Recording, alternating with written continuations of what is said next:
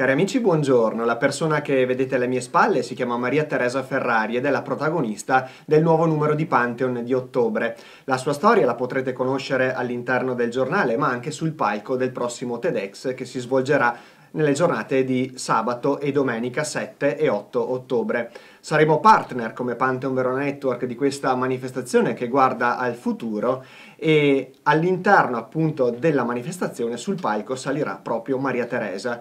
Dopo un periodo di malattia ha saputo reagire con il sorriso sulle labbra e inventandosi anche una startup di successo.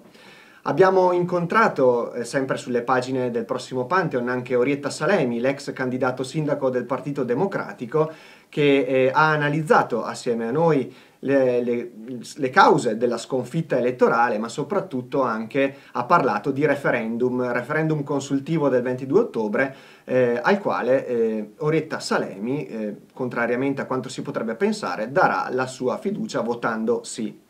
Abbiamo incontrato poi anche Moreno Morello, l'inviato storico di Striscia la Notizia, che sarà a Verona al Teatro Stimate il 28 di ottobre per uno spettacolo da lui scritto Truffatori, per cercare di fornire ai cittadini ulteriori strumenti per smontare le truffe più comuni.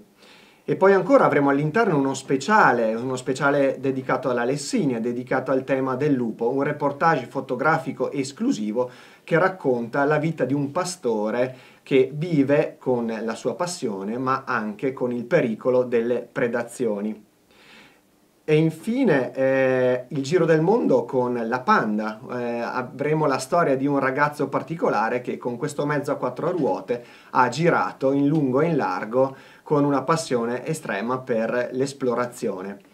Non mi resta altro che salutarvi, darvi appuntamento sulle pagine di www.giornalepantheon.it e di ricordarvi che già da questo fine settimana, ma in particolare dalla settimana prossima, sarà in edicola e nei consueti punti di distribuzione la rivista cartacea. Seguiteci anche online sul sito e sui nostri canali social.